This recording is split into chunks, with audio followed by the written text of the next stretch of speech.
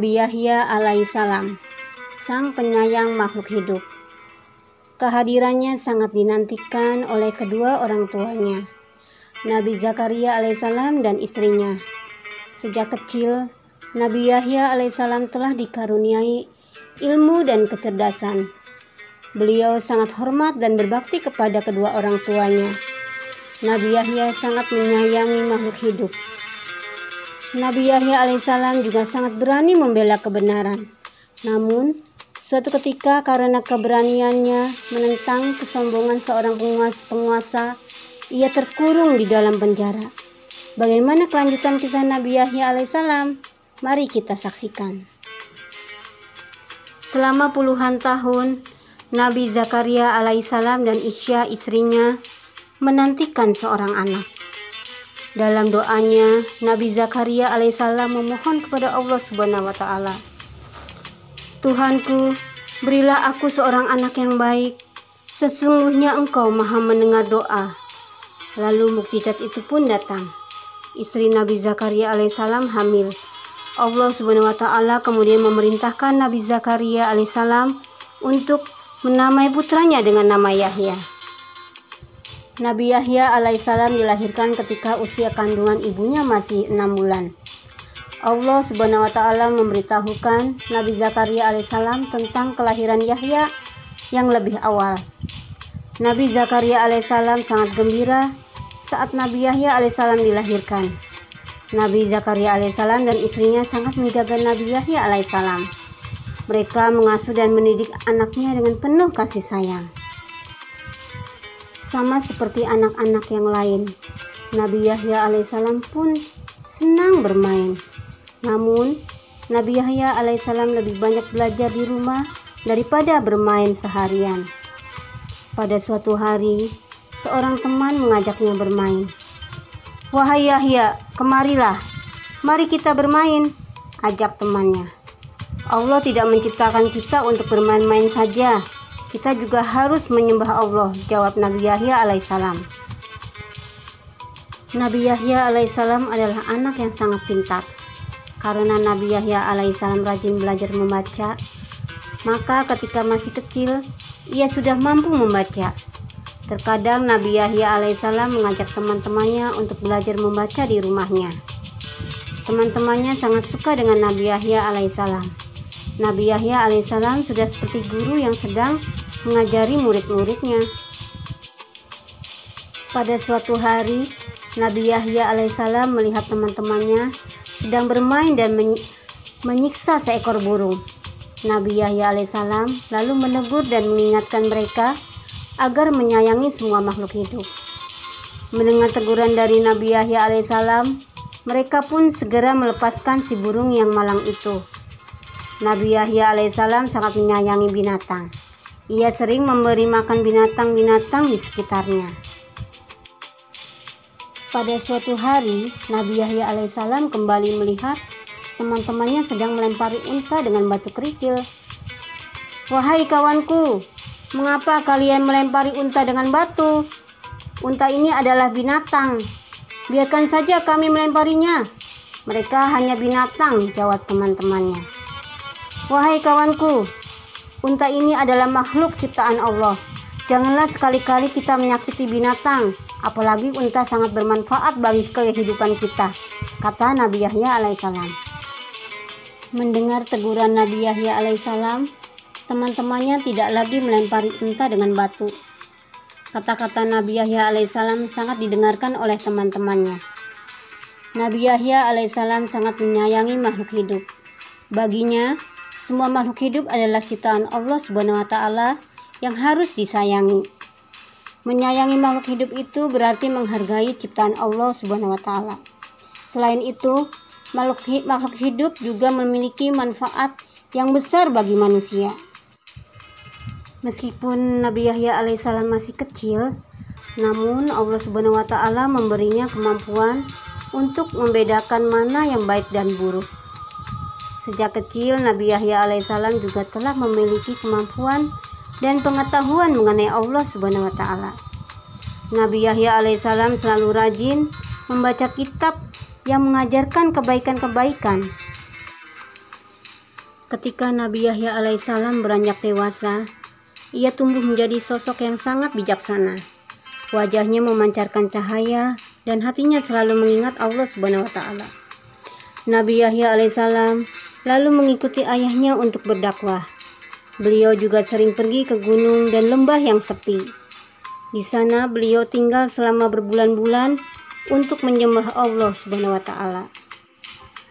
Jika Nabi Yahya alaihissalam lapar, ia akan makan buah-buahan.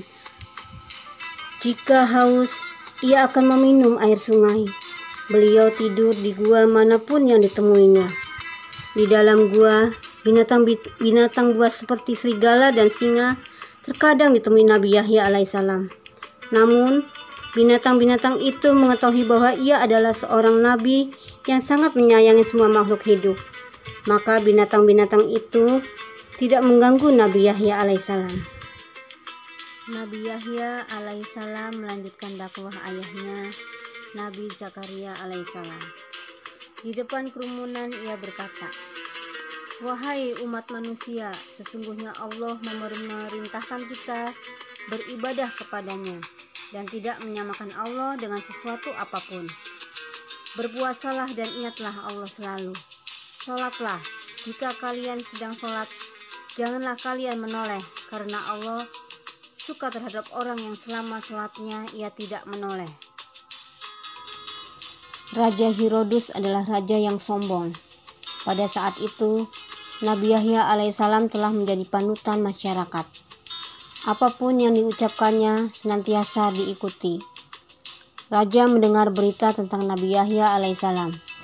Ia heran dan marah karena banyak rakyatnya yang mengikuti perintah Nabi Yahya alaihissalam. Sedangkan ia sebagai raja sering tidak diikuti oleh rakyatnya. "Siapakah Yahya yang kalian sebut-sebut sebagai orang yang alim dan bijaksana?" tanya Raja Herodes kepada salah satu menteri. "Wahai Paduka, Yahya adalah putra Nabi Zakaria alaihissalam. Ia adalah keajaiban. Ia dilahirkan oleh seorang wanita yang sudah tua renta," jawab sang menteri. "Sejak kecil beliau sudah pandai membaca. Apapun yang diucapkannya akan diikuti oleh orang-orang," lanjut sang menteri. Mendengar penjelasan sang menteri, sang raja lalu meminta Nabi Yahya alaihissalam untuk datang ke istananya. Nabi Yahya alaihissalam pun datang. "Wahai Yahya, aku hendak menikahi anak tiriku, yaitu putri Herodia. Bagaimanakah pendapatmu?" tanya sang raja. Nabi Yahya alaihissalam menjawab, "Wahai raja, pernikahan seperti itu tidak diperbolehkan. Allah Subhanahu wa taala tidak akan meridhoi pernikahan tersebut," jawab Nabi Yahya alaihissalam. Sang raja menjadi marah. "Yahya, jika kau tidak membolehkan aku menikahi anak tiriku sendiri, aku akan mengurungmu dalam penjara. Bahkan aku pun nanti tak akan ragu untuk memberikan hukuman mati kepadamu," ancam sang raja. "Wahai raja, lebih baik aku dikurung penjara dan mati daripada ikut menanggung azab Allah karena membenarkan pernikahan yang dilarang." Raja Herodes sangat marah dan memerintahkan pengawalnya untuk mengurung Nabi Yahya alaihissalam dalam penjara. Akhirnya Nabi Yahya alaihissalam di penjara. Ia duduk bersimpuh memohon ampun kepada Allah Subhanahu wa taala. Nabi Yahya alaihissalam sama sekali tidak menyesali perbuatannya. Nabi Yahya alaihissalam adalah seorang pemberani. Ia siap mengorbankan jiwa dan raga demi kebenaran dari Allah Subhanahu wa taala. Hanya azab Allah Subhanahu wa taala yang ia takuti. Saat raja sedang berpesta, istri Raja Herodes mendandani putrinya. Putri Herodia dengan pakaian yang indah sekali. Ia juga mengenakan perhiasan yang berkilau. "Kau harus memikat hati raja. Kau masih sangat cantik dan muda. Kau harus menjadi istri raja untuk menguasai harta dan kekayaan raja," kata sang ibu. Di dalam pesta besar-besaran tersebut, Putri Herodia menyuguhkan segelas minuman yang memabukkan kepada sang raja. Raja Herodus akhirnya mabuk dan tak sadarkan diri. Putri Herodia berkata, "Wahai Raja, ini adalah waktu yang tepat untuk menghukum Yahya." Sang raja yang mabuk lalu meminta pengawalnya untuk mendatangi Nabi Yahya alaihissalam di penjara untuk menanyakan kembali apakah ia boleh menikahi anak tirinya atau tidak. Sang pengawal lalu ke penjara dan menanyakan hal tersebut kepada Nabi Yahya alaihissalam. Nabi Yahya alaihissalam menjawab, "Ketahuilah bahwa Allah Subhanahu wa Ta'ala melarang pernikahan antara ayah dan anak. Allah Subhanahu wa Ta'ala juga akan memberikan azab kepada siapa saja yang melakukan pernikahan tersebut." Sang pengawal lalu kembali kepada sang raja menyampaikan apa yang dikatakan oleh Nabi Yahya alaihissalam. Sang raja pun menjadi marah. Raja Herodus lalu memerintahkan pengawalnya untuk menghukum Nabi Yahya alaihissalam.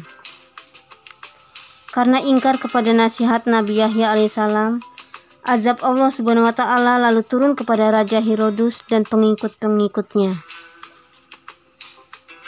Kisah Nabi Yahya mengajarkan kita untuk selalu menyayangi semua makhluk ciptaan Allah Subhanahu wa Ta'ala.